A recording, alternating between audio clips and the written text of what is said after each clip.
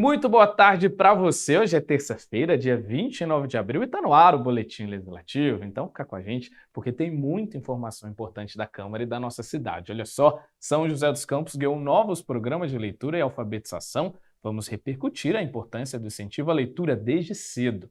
E saber que o folclore da nossa cidade está registrado em livros, legal, né? Ver as nossas tradições preservadas. E ainda falando de curiosidades, abril é o mês do escoteiro e a data foi incluída no calendário de eventos da cidade por uma lei aprovada aqui na Câmara. Tudo isso a gente mostra para você a partir de agora. E a gente começa num tema muito importante, que é a educação. São José dos Campos ganhou 2 novos programas na área, um para estimular a alfabetização e outro com foco no incentivo à leitura. A proposta é que os alunos do ensino fundamental tenham mais interesse pelas letras e, claro, desenvolvam habilidades fundamentais como compreensão de texto e fluência de leitura. Para a Câmara, a educação deve ser encarada como prioridade. Entre livros coloridos e histórias que ganham vida, Heloísa, de 8 anos, descobriu um novo jeito de enxergar o mundo. Na sala de leitura, o hábito de ler deixou de ser apenas uma tarefa e virou aventura, descoberta e diversão. Porque a gente pode entrar no mundo da história e perceber diferente.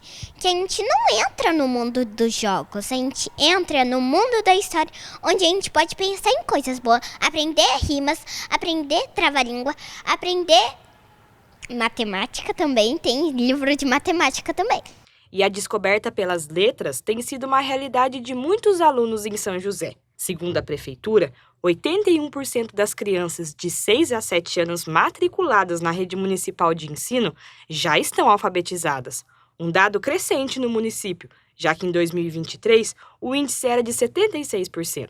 Mesmo com um resultado positivo, a Câmara tem cobrado a adoção de políticas públicas para ampliar ainda mais o número de crianças alfabetizadas. Certamente uma criança alfabetizada, a gente fala criança, mas é criança, adolescente ou de todas as idades, certamente a gente vai construir pessoas com maior poder de reflexão, poder argumentativo, o que favorece em todas as áreas da sociedade. Programas de incentivo à leitura e alfabetização estão sendo estimulados na rede municipal de ensino aqui de São José.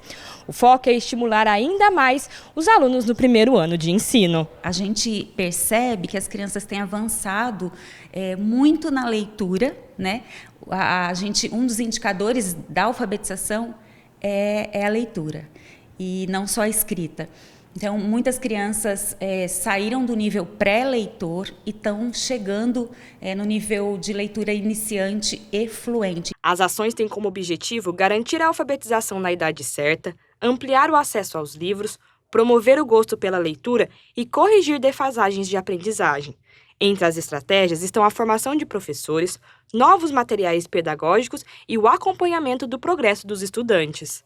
Os professores usam plataformas específicas, as crianças têm materiais adequados, eles passam por um processo de formação onde eles vão ser repertoriados para que eles possam atender as necessidades das crianças. O foco vai ser sempre leitura, escrita e matemática, né, para que eles possam dar conta, então, do sistema de escrita alfabético e da aprendizagem das habilidades de leitura. Com essas iniciativas, a professora Vanessa, que coordena a sala de leitura, tem notado as turmas mais engajadas e uma maior autonomia das crianças na leitura e na escrita. A gente percebe, sim, um grande interesse delas com os livros, né, os livros físicos, os gibis, os quadrinhos. Então, as crianças elas tendo esse acesso, a gente percebe essa evolução delas, e também a gente percebe que assim, isso vai permanecendo durante o passar do tempo, né? E como a Câmara defende a educação como prioridade, o vereador Cláudio Apolinário, presidente da Comissão de Educação, acredita que o investimento na área é essencial, tanto na valorização dos professores, quanto na estrutura pedagógica do ensino. A alfabetização ela é fundamental para o desenvolvimento de qualquer país, né? Se nós investirmos na educação, certamente nós teremos um país melhor. Então eu acredito que alfabetizar desde adolescentes, jovens ou até pessoas de maior idade é fundamental para o desenvolvimento do nosso país. Com os livros nas mãos e a curiosidade no olhar, as crianças começam a construir o próprio caminho, mostrando que ler e escrever é o primeiro passo para entender o mundo. A vida acadêmica fica mais estável, né? Ele tem um protagonismo maior, autonomia, e ele tem uma conexão aí direta com o mundo, né? Já que ele pode ler, argumentar, tomar decisões. A leitura e a alfabetização, né, a educação em si, são as únicas formas capazes de conseguirmos promover cidadãos críticos, né, que possam realmente fazer diferença no mundo. E se eu te contar que o folclore de São José não só continua vivo, como é tema de uma coletânea de livros, e sabe o que é mais legal de toda essa história? É que nós, moradores, podemos ter acesso às obras de maneira gratuita. O livro mais recente contou com um evento de lançamento e mais de 250 exemplares já foram distribuídos. São histórias de receitas aqui da nossa região. Todo o acervo está disponível para a população e a gente te mostra agora como ter acesso a esses registros do folclore da nossa cidade. Para esses alunos do EJA, era a primeira visita ao Museu do Folclore, parte de uma atividade educativa que trouxe memórias do passado e das raízes joseenses. E fico conhecendo a origem, a vida de cada um dos amigos também, que faz parte na escola, né? É muito legal, eu gosto de estar no meio do povo, eu gosto de falar, eu gosto de participar de tudo. Reconheci aqui as coisas do museu, muito bom. Tem coisa muito passada ali que representa muito pra gente. E na visita, todos ganharam um livro, As Receitas que Contam Histórias. O volume lançado neste ano faz parte da coleção Cadernos de Folclore e comemora a 30ª edição da coletânea, que teve a primeira obra publicada em 1987. O tema escolhido para celebrar esse feito surgiu a partir da pesquisa de campo realizada com os moradores da cidade. Parte da riqueza culinária de São José vem de alimentos como banana, mandioca, a abóbora, milho e o café, elementos tradicionais que fazem parte da memória afetiva de muitas famílias. Então a ideia foi fazer uma pesquisa dentro desse universo, né, de quais são essas pessoas, quais são essas histórias e quais são as receitas que foram apresentadas. E muito mais do que isso, o que essas receitas significam, tanto para os seus fazedores, quanto para as pessoas que daí vão ler essas receitas, né, esse material, e vão falar, nossa, eu me identifico com isso, com isso. E o folclore está vivo no dia a dia das pessoas. Ele se encontra nos costumes, crendices e histórias contadas. Tradições que passam de geração para geração. Por isso, transformá-las em livros é uma forma de perpetuar a cultura e garantir que ela seja eternizada. A gente consegue olhar com um olhar de importância para o que de fato vale, né? Que não são só, claro que sim, né, os monumentos, os espaços, o que se faz da cidade, né, mas o que se faz da cidade são as pessoas, né? Então, esse olhar para cada um, a partir do que ele traz consigo na sua trajetória de vida, é o que o museu valoriza, foca e leva adiante, né? Mas a coleção do Cadernos de Folclore vai muito além das receitas culinárias. Em 3 décadas de publicações, já foram abordados diversos aspectos da cultura popular. Tem livros sobre artesanato, música, as festas e crenças. Cada volume revela um pedaço da essência da cidade, documentando tradições que poderiam se perder com o tempo. Folclore fala de muitas coisas, né? Não fala só de culinária, artesanato, musicalidade.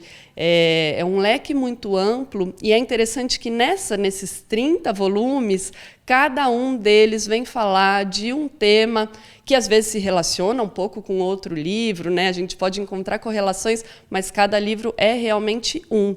E para preservar a sabedoria popular, o Museu do Folclore tem o projeto Museu Vivo.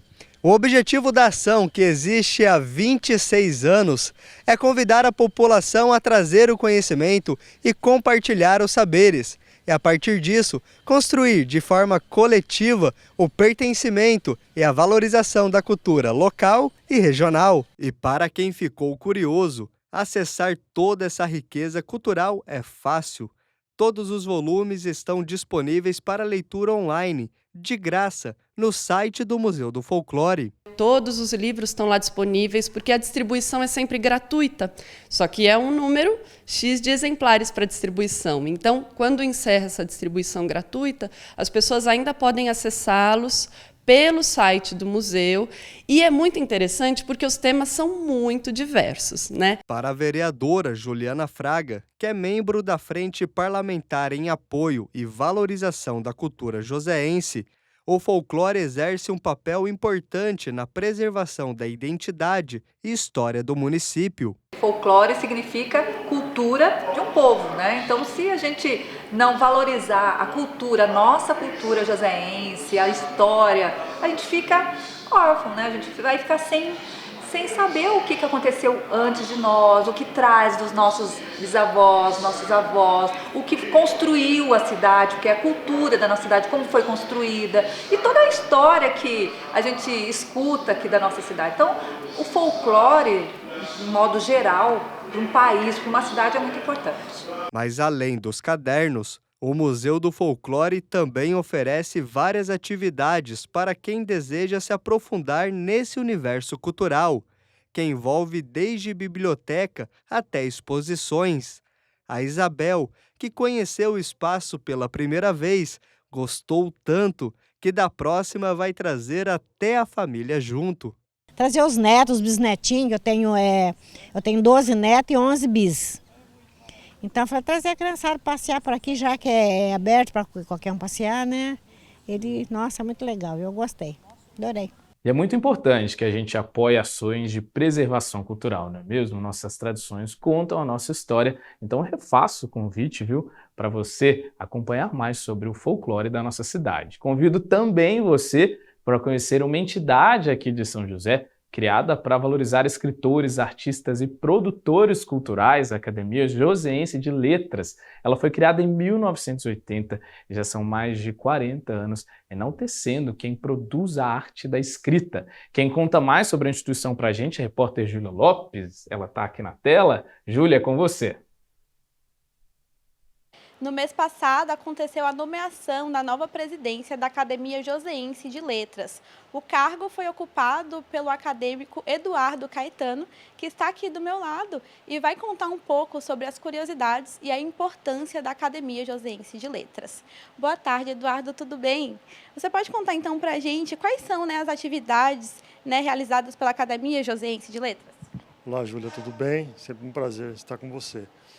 A gente participa de feiras literárias, a gente visita escolas, nós pretendemos retomar as participações em editais públicos para fomentar a literatura, fomentar a cultura regional. Legal. E a gente está aqui na Biblioteca Cassiano Ricardo, que o Cassiano Ricardo ele é patrono da academia, certo? Você pode explicar um pouco para a gente sobre a importância dele para a academia e também a relevância? A academia ela foi fundada em 1980, então, à época, eles escolheram o Cassiano Ricardo, dada a importância que ele tem para a literatura nacional, inclusive, porque ele já era da Academia Brasileira de Letras. E cada acadêmico tem o seu patrono, então, nesse sentido que ele foi escolhido o patrono da nossa academia. E nós utilizamos esse espaço hoje para fazer as nossas assembleias. Ah, que legal. E você pode ir falando um pouco dos acadêmicos, Qual a função dos acadêmicos? Qual o papel vocês desempenham, na academia? O acadêmico, ele tem o primeiro grande papel do acadêmico é publicar seus livros, ter o trabalho impresso. Mas todo trabalho é muito bem-vindo, mas cada um tem a sua importância enquanto fomentador de cultura, enquanto agente cultural. E as relações entre nós, elas devem acontecer de forma muito natural, e nós e as instituições. Então, cada acadêmico nos leva para um espaço diferente. Então, assim, nós vamos ocupando diferentes espaços. Perfeito. E qual que é a importância da Academia Joseense de Letras para a nossa cidade, para São José dos Campos? Hoje, a importância é levar a literatura a todas as pessoas. Durante a posse que você mencionou, eu falei que eu tenho dois objetivos muito claros. Primeiro é tornar a academia conhecida em todos os cantos, levar literatura a todos, escola pública, privada, instituições de ensino, instituições públicas e privadas. E outro objetivo é que nós tenhamos uma sede, para que nós possamos receber autoridades, escolas e alunos e público em geral, para conhecer o nosso trabalho. Perfeito. E para finalizar, né, como que a população joseense pode ter acesso ao trabalho de vocês, ficar sabendo mais sobre o que vocês fazem aqui para a nossa cidade? Hoje nós temos um acervo que parte dele encontra-se aqui na Biblioteca Cassiano Ricardo e através das mídias sociais, né? Academia Joseense de Letras no Instagram, nosso site é jl.org.br e através do contato com cada acadêmico. Também é uma forma muito prática. Perfeito, Eduardo. Muito obrigada pelas informações. É isso, a Academia Joseense, né, de Letras aqui de São José tem um papel muito importante na nossa cidade. E é muito interessante, né, saber de todas essas curiosidades e da importância da academia. Volto com você no estúdio. Realmente, Júlia, um papel muito importante. Obrigado, viu? E olha só, pessoal, o que a gente espera é que os escritores e os artistas aqui da nossa cidade e região sejam sempre valorizados. Parabéns, viu, pelo trabalho da Academia Joseense de Letras. Bom, e agora a gente muda um pouquinho de assunto, mas para falar de emprego, então, se você está na busca por uma oportunidade, é hora de encontrar aquela sonhada vaga? É só conferir a nossa agenda de serviço. O PAT, o Posto de Atendimento ao Trabalhador de São José dos Campos, tem oportunidades de emprego para açougueiro, ajudante de obras, almoxarife, aplicador de manta asfáltica, armador de estrutura de concreto, assistente administrativo, atendente do setor de frios e laticínios, atendente do setor de hortifruti, auxiliar de cozinha, auxiliar de limpeza, auxiliar de padeiro, balconista de açougue, carpinteiro, carpinteiro de obras, chefe de serviço de limpeza, cozinheiro geral, cuidador de idosos, eletricista, eletricista de instalações industriais, eletromecânico de manutenção de elevadores, empacotador à mão, encanador, fisioterapeuta geral, guincheiro, instalador reparador de redes, mecânico de automóvel, mecânico de manutenção de máquinas, mecânico eletricista de auto, motorista carreteiro, operador de máquinas fixas em geral, operador de retroescavadeira, operador de teleatendimento ativo, operador de telemarketing, operador de telemarketing receptivo, pedreiro, repositor de mercadorias, repositor em supermercados, servente de obras, trabalhador de serviços de limpeza, vendedor interno, vendedor pracista e ainda vagas para pessoas com deficiência nos cargos de assistente administrativo, operador de telemarketing, porteiro e servente de obras. Para se candidatar é fácil, é só comparecer ao PAT levando o RG, CPF, carteira de trabalho e o cartão cidadão. E o PAT fica na Praça Afonso Pena, número 175, no centro. E na terça a gente também fala de saúde, é o nosso quadro semanal que te deixa por dentro de dicas de bem-estar importantes, viu, para estar sempre disposto e saudável. Olha só.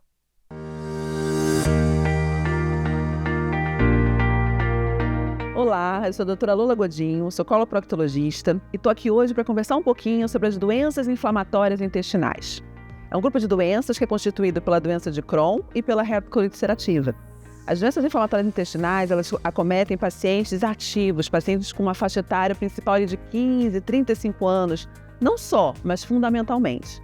Elas são multifatoriais, vários fatores estão relacionados com as causas das patologias, muito mais comuns aqueles países em que há uma industrialização, consumo exagerado de ultraprocessados, de sedentarismo, de estresse, de tabagismo. Então o ambiente pode favorecer, além de uma certa predisposição genética.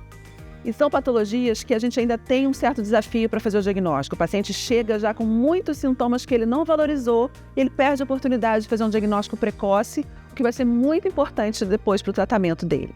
Então, sintomas como dor abdominal, perda de peso não intencional, uma anemia, uma fadiga excessiva, diarreia, alteração do hábito intestinal que era regular para uma prisão de ventre, uma constipação importante, elementos anormais nas fezes, como sangue, como uma quantidade excessiva de muco, né, de uma clara de ovo assim, nas fezes, devem ser valorizados. Procure um médico para conversar sobre sintomas, porque a gente consegue fazer um diagnóstico mais precoce e hoje tem um tratamento muito eficiente. Então, a gente consegue controlar o sintoma de uma forma que o paciente fica assintomático, ele consegue ter sua qualidade de vida completamente restaurada.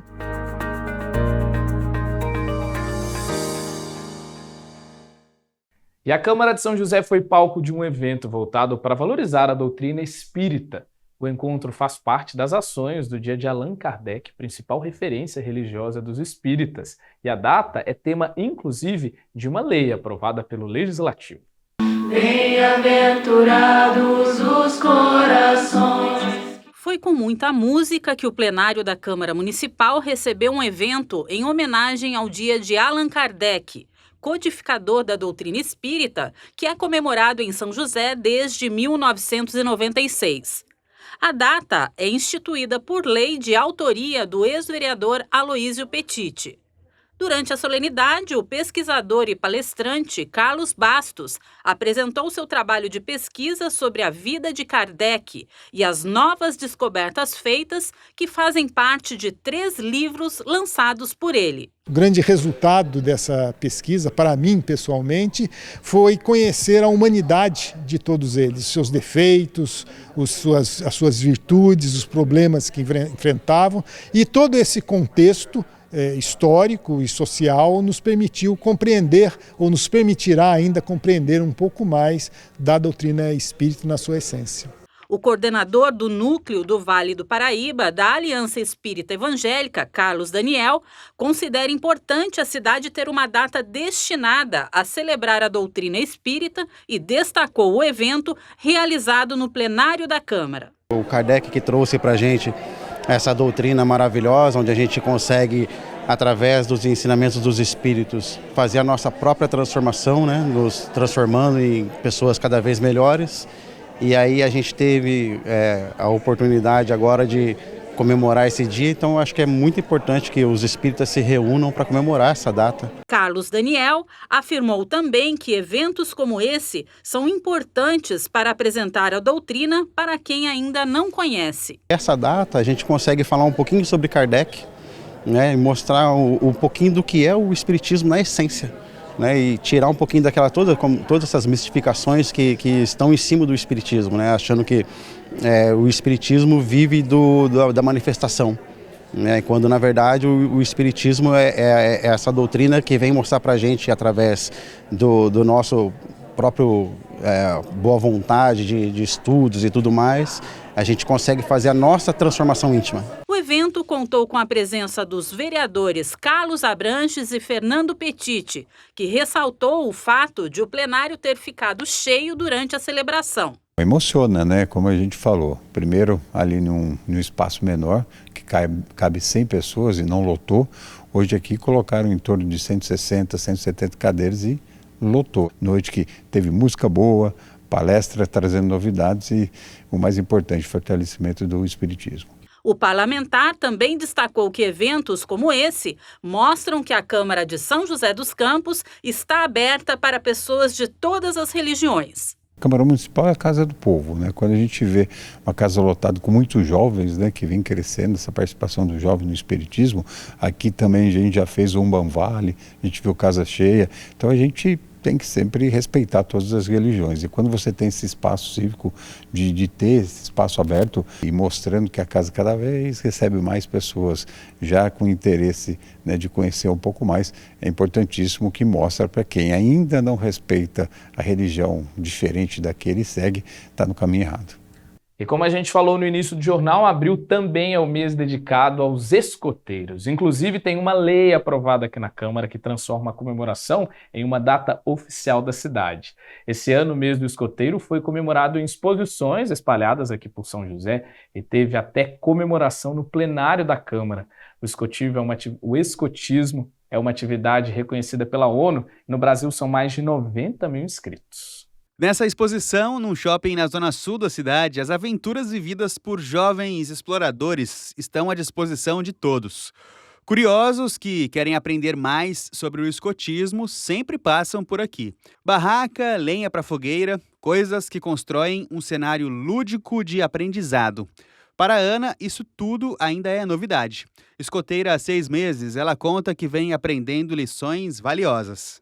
Eu ando aprendendo muito sobre estar em uma sociedade. Eu acho que isso é o mais importante. Está me ajudando muito na parte social, isso para mim sempre foi um problema e desde que eu entrei eu venho fazendo muitos amigos, eu ando saindo bastante, eu ando conhecendo várias pessoas. A Cíntia já tem mais experiência. Ela é uma escotista, uma adulta voluntária nesse trabalho. Mais do que fogueiras e acampamentos, ela afirma que essas atividades capacitam os jovens para a vida. Através desses jogos e brincadeiras é que a gente trabalha a progressão deles e o desenvolvimento com as áreas que ao longo da vida eles vão acabar se deparando, seja num campo profissional ou acadêmico, ou até mesmo enquanto civismo. São José reconhece a importância do escotismo. Abril é considerado o mês dos escoteiros, uma data para reforçar a cidadania, a prestação de serviço e, claro, a aventura. A comemoração também foi incluída nos eventos oficiais do município a partir de uma lei aprovada pela Câmara. Inclusive, em 23 de abril, data que se comemora o Dia do Escoteiro em muitos países, o plenário do Legislativo foi palco de uma celebração especial. Para o vereador Zé Luiz, oportunidade de destacar os impactos positivos dessa prática na sociedade.